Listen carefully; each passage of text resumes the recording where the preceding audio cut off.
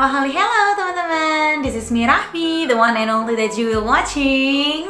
Hari ini, di videoku kali ini aku mau bahas tentang culture shock yang aku alami ketika aku pindah dari Indonesia ke Jerman. Jadi, tonton terus ya. Culture shock yang aku bahas kali ini adalah culture shock yang memang aku alami yang memang aku alami di kehidupan sehari-hari. Jadi mungkin ada beberapa orang yang ketika pindah ke sini itu nggak mengalami, tapi ya inilah yang aku alami. Yang pertama itu adalah kaos kaki dan sendal di dalam rumah. Ya bagi aku ya yang lama di Indonesia dengan cuaca yang kita ya cuma hujan dan panas gitu, menurut aku ini tuh shocking banget, agak kaget banget karena pada awalnya tuh aku sama sekali menolak untuk pakai kaos kaki dan sendal di dalam rumah. Tapi ternyata itu dingin banget dan kebetulan aku datang pada saat winter. Jadi mau nggak mau aku harus pakai gitu ya, dan rasanya aneh aja gitu pakai kaos kaki sama sendal di dalam rumah. Dimana kalau di Indonesia pakai sendal di dalam rumah aku bisa digetok sama mamaku gitu ya. Dan kayak jadi kayak jadi trigger gitu, karena kalau misalnya di Indonesia kita kalau pakai kaos kaki kan ya kalau mau pakai sepatu gitu, mau pergi kemana gitu, mau ke sekolah itu baru pakai kaos kaki gitu. Kalau di sini tuh kayak it's a must gitu ya, kalian tuh harus pakai kaos kaki dan sendal di dalam rumah. Kalau enggak kaki kalian tuh bisa beku karena dingin banget. Moin all the time. Jadi di especially di tempat aku ya, di daerah Niedersachsen, di Emden itu banyak orang juga yang bilang, yang greetings itu pakai halo gitu. Cuman kebanyakan mereka tuh moin gitu. Jadi kalau misalnya kita keluar rumah gitu ya, atau kita ke supermarket atau kita ke store itu pasti mereka tuh sapa kita ya pakai itu moin gitu. Bahkan kalau misalnya kita ketemu sama tetangga gitu ya, kita keluar rumah terus ada tetangga di luar lagi jalan atau lagi mau berangkat kerja gitu, mereka kan negornya tuh itu main gitu. Jadi kalau misalnya nanti kalian ketemu sama aku di tengah jalan, kalian bisa apa aku pakai main. Air mineral bersoda. Percaya nggak percaya, di sini air mineral itu ada sodanya. Jadi kalau misalnya kalian ke restoran, kalian biasa minum air putih anget gitu atau air putih doang gitu, terus kalian bilang mineral Wasser bitte, itu nanti yang datang adalah air mineral bersoda gitu. Jadi sebenarnya ini agak aneh juga karena di Indonesia tuh nggak ada gitu ya air mineral bersoda. Yang bersoda itu kayak soft drink gitu ya, kayak Fanta, Sprite, kayak gitu loh, Coke. Tapi di sini nggak, air putih tuh pakai soda. Dan kalau kalau misalnya kita pergi ke restoran atau kemana, itu aku biasanya suami sih yang pesenin air mineral, dia di dalam botol gitu tapi nggak ada sodanya. Kalau dibilang kalian minum soda nggak, mereka akan jawab soda apa gitu, karena air mineral mereka pun bersoda. Kalau buat orang-orang Indonesia yang biasa banget makan pakai sayur gitu kayak tumis sayur atau sayur sop atau sayur-sayuran ya, sayur bening dan segala macem, jangan harap kalian bisa nemuin banyak banget sayur di Jerman pada saat winter, especially di daerahku di Emden. Karena di sini susah banget dapat sayur yang fresh dan lagi-lagi tuh yang ketemu tuh wortel, kol, brokoli, sayur sesim, sayur sawi putih, pokoknya yang kayak gitu-gitu. Dan kebanyakan justru mereka juga belinya itu yang frozen, sayur-sayur frozen. Tapi aku bilang sama suami aku tuh nggak bisa gitu. Dan waktu itu sempet coba juga beli sayur frozen terus dimasak dan rasanya nggak enak banget, aku nggak suka. Jadi di sini bener-bener orang-orang yang biasa makan kayak oseng-oseng kayak gitu-gitu tuh winter tuh kayak nightmare banget sih, especially buat aku ya, karena jadi susah gitu loh, mau beli sayur susah, apalagi kayak kita kan enak gitu ya tumis kangkung gitu kan, cari bayam gitu, tapi di sini nggak ada memisahkan sampah. Nah ini yang lagi-lagi buat aku sangat agak shock ya di sini, karena ini tuh bener-bener sampahnya tuh dipisah, bener-bener dipisah kayak plastik sampah plastik dan sampah metal di sini, terus paper di sini, terus sampah-sampah apa ya kayak ya kayak sisa-sisa makanan gitu ya tuh di sini. Dan itu bener-bener dipisah berdasarkan tempatnya. Kalau misalnya nggak dipisah itu nanti kita bisa kena denda atau apa gitu kata suamiku. Dan itu truknya juga beda-beda, truk sampahnya beda-beda. Jadi dia ada jadwal gitu.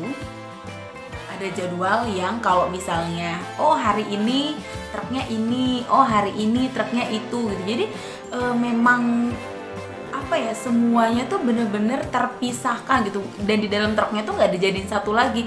Aku sih nggak tahu ini shocking buat kalian atau enggak, tapi personally ya aku shock banget. Pajak TV pemirsa. Ternyata di Jerman itu masih diberlakukan pajak TV. Sedangkan di kita tuh kayaknya udah enggak ya. Aku nggak pernah sih dapat tagihan pajak TV di rumah waktu di Indonesia ya. Tapi di sini ternyata pajak TV itu datang tiap bulan. Jadi kita itu harus bayar pajak TV tiap bulan. Dan kalau kita nggak bayar itu diakumulasikan di akhir tahun. Jadi ya akhir tahun tetap harus bayar gitu walaupun per bulannya tuh nggak bayar. Dan agak kaget aja gitu sih, ternyata masih ada gitu loh pajak TV gitu. Kayak padahal kan di sini pun kita mau nonton TV bayar ya, kayak misalnya karena kan TV kabel ya, jadi kayak Netflix, Disney Plus, yang lain-lain itu kita bayar gitu. Jadi udah per bulannya kita bayar TV, terus kita bayar channel gitu ya, terus kita harus bayar pajak TV lagi gitu, kayak it's like double ya nggak sih? Dan di sini ada yang namanya deposit botol. Ya jadi kita kalau beli air mineral atau kita beli air minum atau beli Coke atau beli apapun ya gitu ya, yang botol gitu, botol plastik gitu, nanti di botolnya itu kayak ada tanda kalau itu tuh bisa di recycling atau enggak. Nah kalau misalnya botolnya itu memang bisa di recycling, itu nanti pas kita balik lagi, kita belanja lagi dimanapun area perbelanjaannya itu ya, mau di Multi, mau di Aldi, mau di Lidl, mau di Kaufland, mau dimanapun, itu botolnya itu kita masukin ke dalam, ada kayak mesin gitu, kita masukin botolnya, lalu nanti berapa botol yang kita masukkan itu akan diakumulatifkan dan itu jadi duit.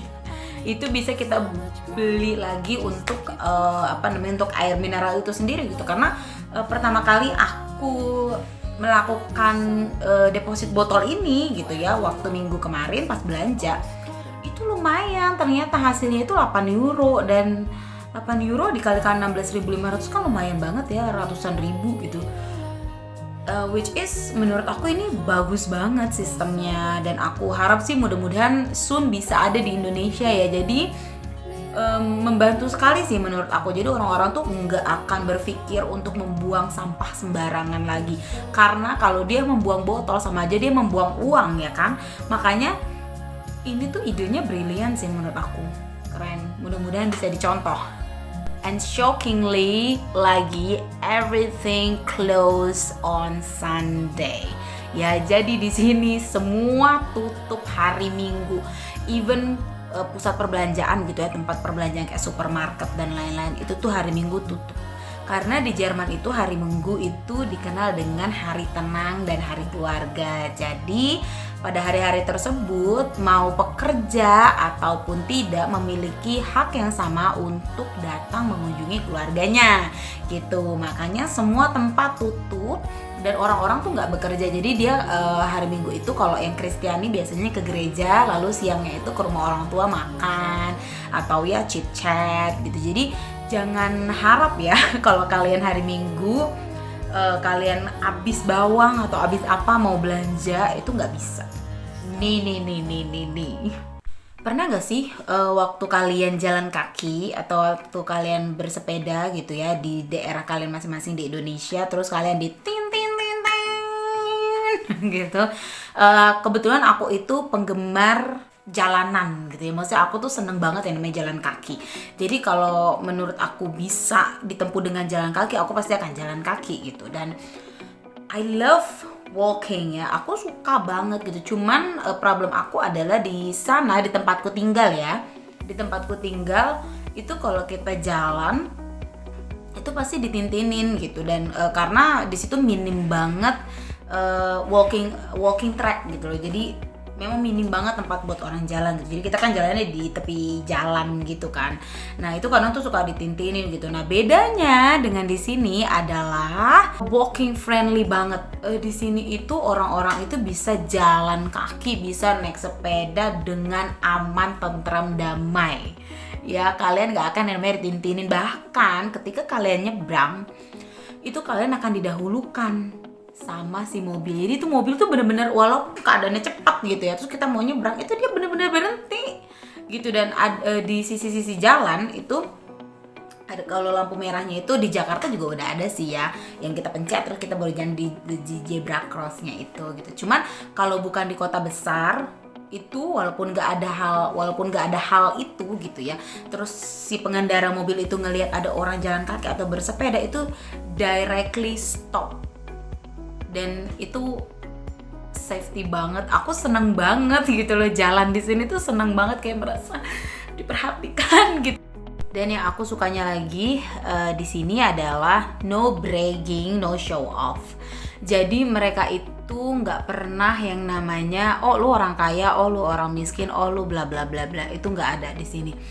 Mungkin ada di beberapa tempat atau tergantung personalinya ya. Tapi mostly di sini tuh nggak ada yang show off kayak gitu. Mereka merasa malu justru kalau mereka bragging gitu ya, kayak oh I have this, I have that.